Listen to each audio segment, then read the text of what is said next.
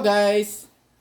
Andito na naman tayo muli sa ating maliit na kusina guys at tayo ay magluluto na naman ng isang masarap na ulam para sa ating pamilya guys. So ito yung ating mga ingredients. Kung makikita nyo, nakaready na siyang lahat. So hindi ko na pinakita kung paano siya i-prepare kasi common naman siya. Katulad ng pag-slice ng bawang, sibuyas, paglinis ng ating kalabasa, tsaka pagpiga ng ating nyog. So which is nandyan na lahat, common naman yung pag-prepare. So nandito na siya lahat, prepare na. So iisa-isahin na lang muna natin kung ano yung ating mga sangkap. Siya nga pala, yung ating lulutuin ay ginataang alimasa guys. Ito siya guys, oh. Ayan. So dahil ito lang yung afford natin, ito lang muna. Sa sunod na lang yung alimango. So yung tawag nito dito guys sa Bisaya is lambay. Sa Masbateño is karawasan. Ayan guys. So ginataang alimasa guys. So ito yon, mayroon tayong 3 piraso. Ayan. Hinati lang natin sa gitna. At saka syempre mayroon tayong sitaw at saka kalabasa. Ayan guys. Mayroon tayong gata, ito. Pangalawang gata ito guys. Ito yung puro natin. Actually, hindi na siya masabing pure kasi nilagyan natin ng mainit na tubig siya kanina habang pagpipiga natin para makuha natin yung gata. So, naglagay ako dito ng 1/2 cup na hot water. Yan guys. Tapos, syempre, andito yung ano natin, sibuyas, luya, bawang, at saka butter. Yan. Tsaka mayroon tayong granulated seasoning, ayan, additional flavor lang. Tsaka yung common natin na panimpla, asin, paminta, bitsin. Tsaka mayroon tayong patis, support lang ito mamaya sa ano natin, sa timpla guys. At saka syempre, nilagyan na rin natin ng mais. Ang mais natin is actually kasi matagal ito lutuin, nilaga ko na lang siya muna. So guys, ayan. So umpisahan na natin, ang gagawin natin is igigisa muna natin yung ating bawang, sibuyas, luya dito sa ating alimasa guys. So hindi tayo gagamit ng mantika kundi yung butter lang. So tara, umpisahan natin guys. So guys, umpisahan na natin yung ating pagluluto. So initin na natin yung ating kawali. Sigurado guys, matatakam na naman kayo sa aking bagong recipe ngayon. So guys, ilagay na natin yung ating butter.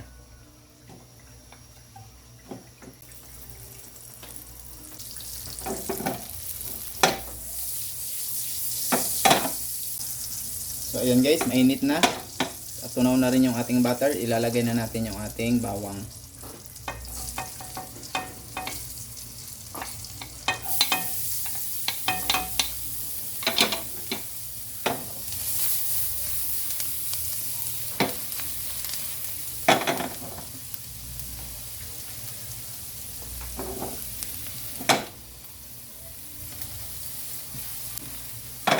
So, ilagay na natin yung ating sibuyas at saka yung ating luya guys. Ayan guys, mabilisang luto lang ito guys.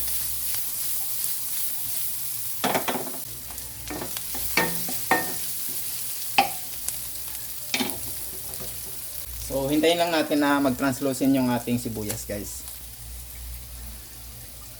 So, ayan guys, pwede na natin ilagay yung ating alimasag. Ayan siya guys, oh. Wow, sarap niyan.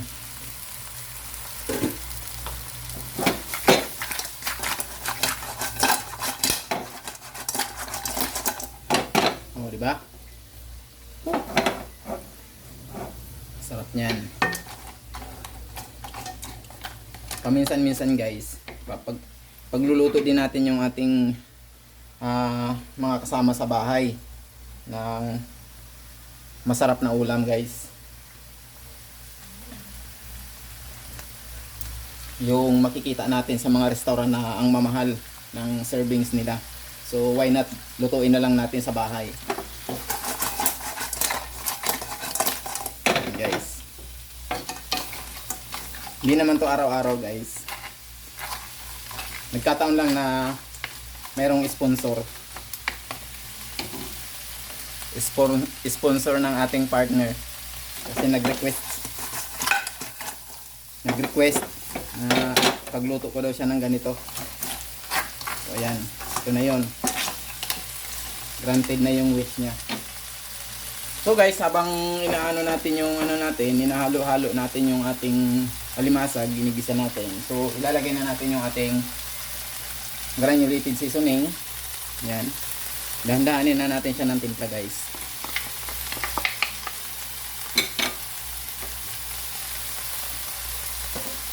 Maglalagay na rin tayo ng paminta.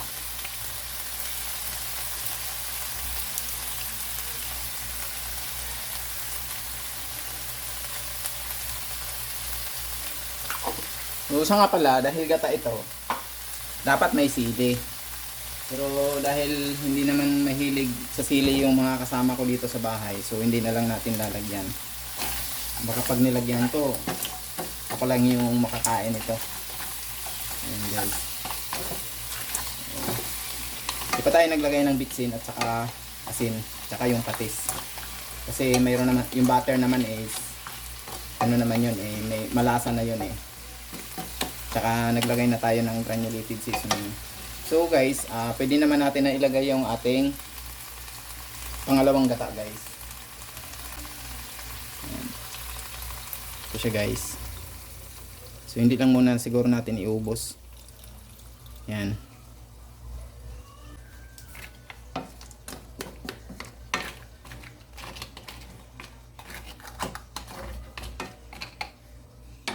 So guys, takpan muna natin at pakuluin.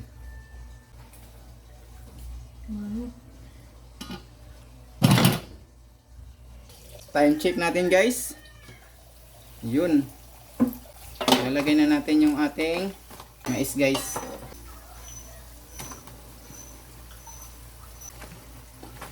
Ilalagay na rin natin yung ating kalabasa at saka sitaw. Ayan, guys.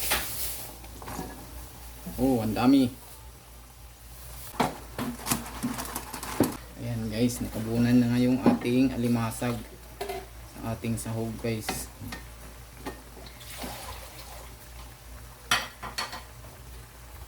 So takpan lang muna natin, guys, mga 2 to 3 minutes.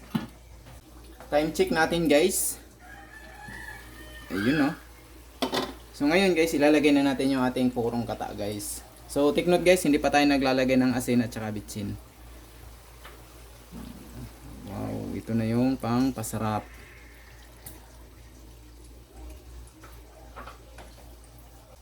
At takpan muna natin siya ulit.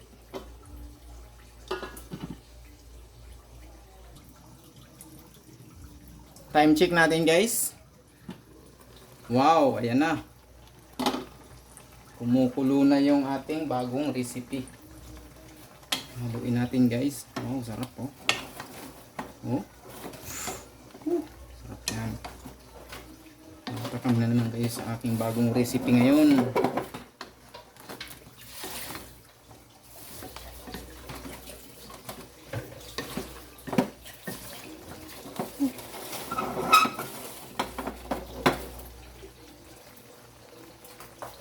So guys, titikman muna natin. Titignan natin kung kailangan pa ba natin maglagay ng bitsin, asin ba or patis. So yan, guys. So titikman muna natin. Ayan yung gata, guys, oh. Makikita nyo, oh. Pamamantikain pa natin siya ng kaunti, guys. Sarap. Masarap na siya, guys. So guys, hindi na tayo maglalagay ng asin. So ang ilalagay na lang natin is patis. So masarap na siya, guys. Malasa. Dahil sa nilagay nating butter na ginamit nating panggisa. So lalagyan lang natin siya ng patis, guys. Yan. Maglalagay din tayo ng kahit kaunting bitsin lang. So ayan. Kung makita nyo kanina, yung hindi natin inubos yung ating pangalawang gata. So ito yung tiraw. Hindi na natin siya ilalagay. So okay na yung gata natin. So ayan, haluin lang muna natin, guys. Oh, sarap.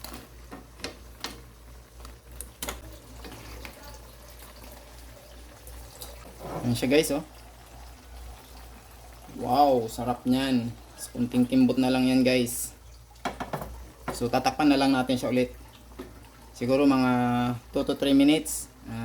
Check natin ulit, final tikim. Kung sapat na ba yung nailagay natin na bitsin, yung patis. So guys, hindi tayo naglagay ng asukal or hindi tayo naglagay ng asin guys. So yung tanging nagpaalat sa kanya is yung butter natin kanina at saka yung dinagdag natin na patis. Tsaka syempre yung granulated seasoning natin is ano naman yun, sarap din naman yung panimpla. So mix na yun. So hintayin na lang natin 2 to 3 minutes.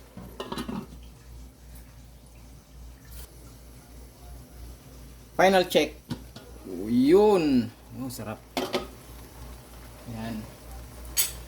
Titikman muna natin sa ating partner for final judgment. So, ayan guys. Tignan natin guys. Siya yung bahala magtikim. Para sa akin kasi masarap na siya. So guys, lami daw. Hastang lami ah. So ayan guys, yung ating bagong recipe ngayon. So luto na siya guys. So paano yan guys? Samahan nyo kami ngayon sa aming kain. Ayan.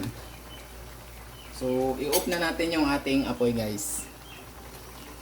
Ayan. So ayan na siya guys, oh. Oh, 'di ba? Oh. So ayan guys. Luto na yung ating ulam. So ayan, matatakam na naman kayo sa aking bagong recipe. Ayan. Ginataang alimasag na may mais, sitaw at saka kalabasa. Ayan. Ayan guys. So tara, kain tayo.